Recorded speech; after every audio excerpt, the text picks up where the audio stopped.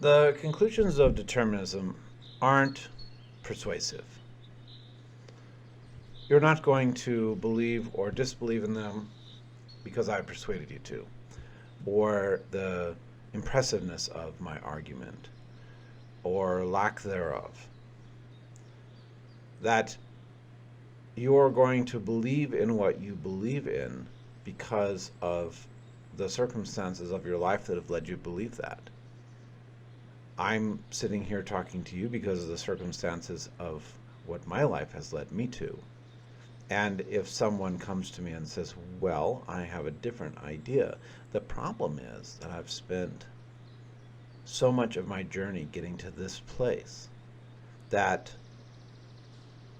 the next step I take is maybe going to be a change of direction, but it's not going to be another country.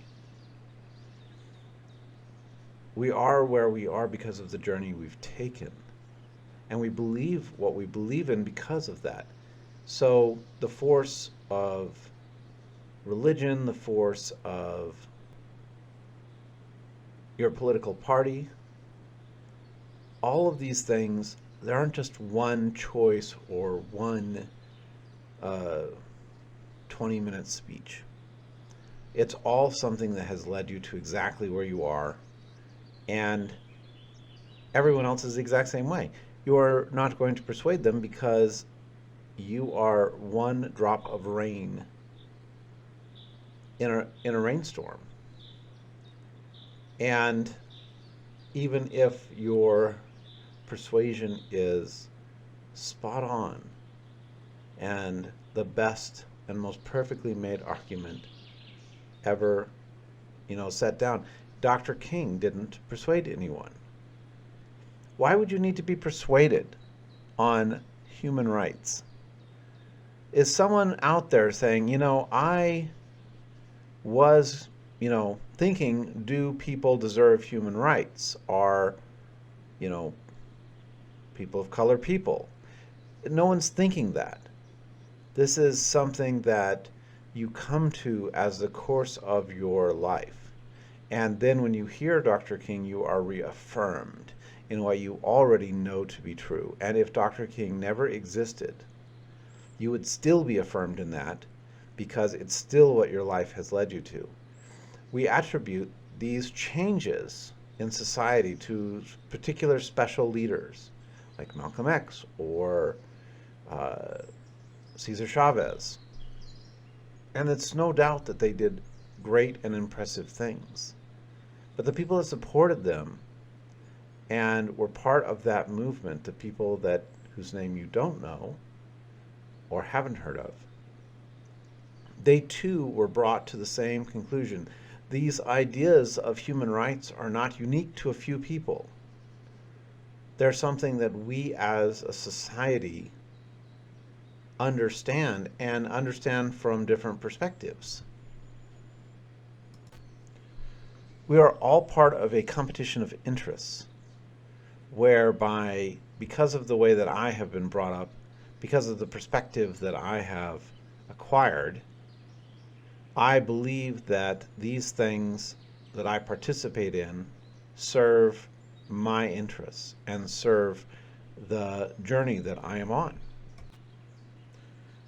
There's this Just Say No to Drugs campaign with Nancy Reagan. As if you could go to Robert Downey Jr. and tell him, cocaine is bad for you. You probably shouldn't do it. And you're watching people making what would appear to be obvious mistakes, obviously bad decisions. I watched a friend do cocaine. And how am I going to persuade him to stop?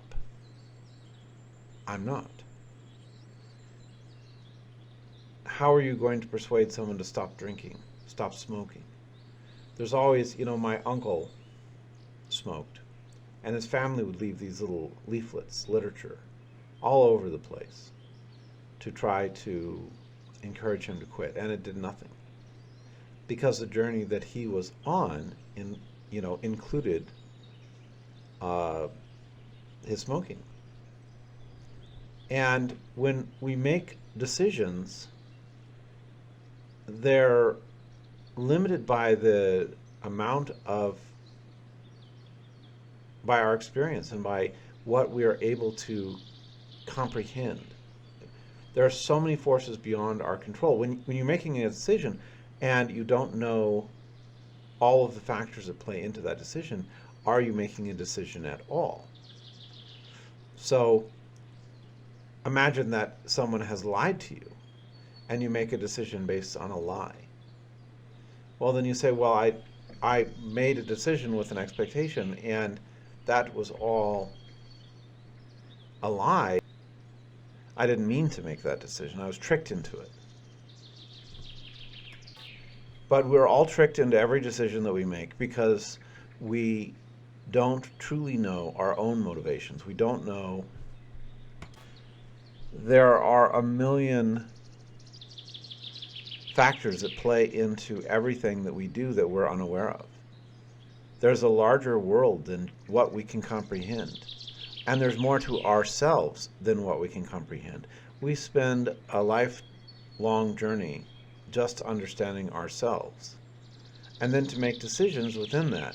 Well, you look back at the decisions you've made in the past and you think, ooh, I cannot believe I made that decision. Knowing what I know now, I would not have made that decision. But we are eternally in that position. So much so that it's easy to question whether you can ever make a good decision or ever make an informed decision. But the good news from determinism is it doesn't matter, that you are a force of nature, as are all the people around you, like a hurricane or a tsunami, the wind or lightning. That we don't go to any of those things and blame them for making a bad decision, because there's no conscious control. It's that idea that you were in control when you made that decision that makes you regret it. If you knew that you had no control in that situation, there'd be nothing to regret. And sometimes the outcome we get from bad decisions is a positive. We realize that even if things appeared to be going in a terrible direction, it's that very direction that brings us to the best possible place, that our destiny doesn't work in a straight line where everything just keeps getting better. Instead, we have to wander through the wilderness. We have to go through the dark place to find our destiny. You might make the worst decision of your life and come to the best result because of it. Because your life was balancing itself and that bad decision needed to happen. You might have missed something only to find something else. So in determinism, all the bad decisions of you or anyone else all serve what is meant to be. So there really are no bad decisions. In fact, everything is a good decision, even the decisions you don't agree with, even the decisions that you feel strongly about, that you feel like people are making a mistake, even a bad one. You look at Robert Downey Jr.'s life, and he made a mistake that is pretty easy to spot and spent his time in the wilderness recovering from it. And it's the process of these sort of bad decisions where the first thing you do is to realize that something terrible is happening. And then you wander through the wilderness of that bad decision, only to emerge at the other end of it with a benefit. So Robert Downey Jr. is now the highest paid actor in Hollywood. And could he be the person he is today without having wandered to the wilderness to get there? No. We all have our journey, and sometimes that journey takes us over rough terrain. It's supposed to be that way. It's supposed to be there. There are no bad decisions. There's nothing for you to control or change. You're not responsible for the bad things that are happening or even the bad decisions that you yourself make. There's nothing to regret because you did what you had to do in that situation. You did what that journey led you to. You didn't make a decision just because of one moment in time. You made a decision because of the whole course of your life that has led you to where you are.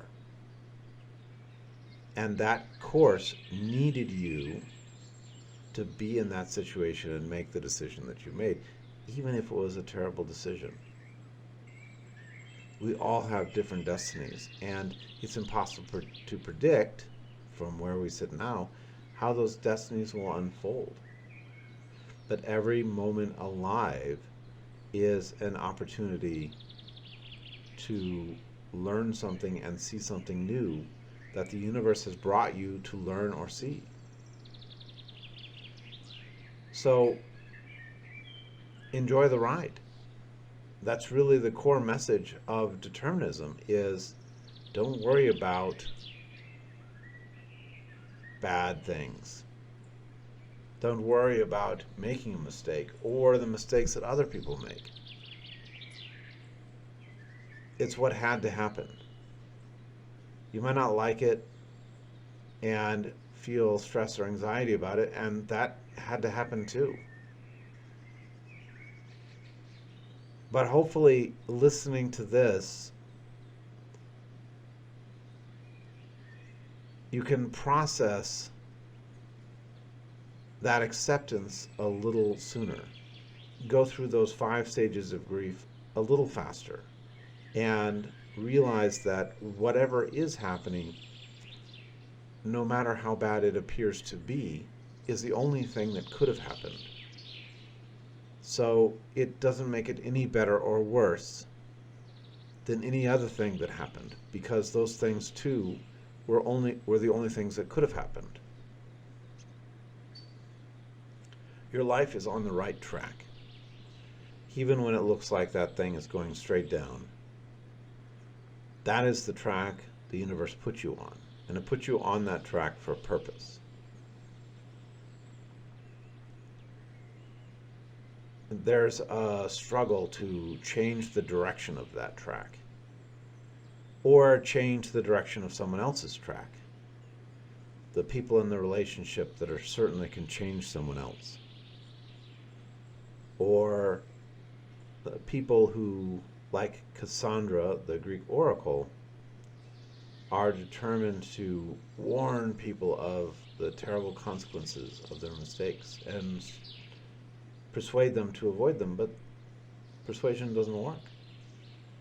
Those journeys are already taken. That ship has already sailed. And you are going to be standing where you're standing when the bomb goes off. And there's nothing you can do about that. So this can be hopeless, realizing that there's no way of stopping these things, no way of stopping the things that you dread, that if in fact the world's destiny is nuclear apocalypse, there's no way of stopping it. Or you can go towards acceptance and realize that everything that happens for a reason, that the universe has a plan, has put together a tapestry, an immensely complex tapestry, and that everyone's path in that tapestry, every thread of that tapestry, is supposed to be there. It's supposed to be exactly where it is. And that brings you a little closer, perhaps, to enjoying the ride.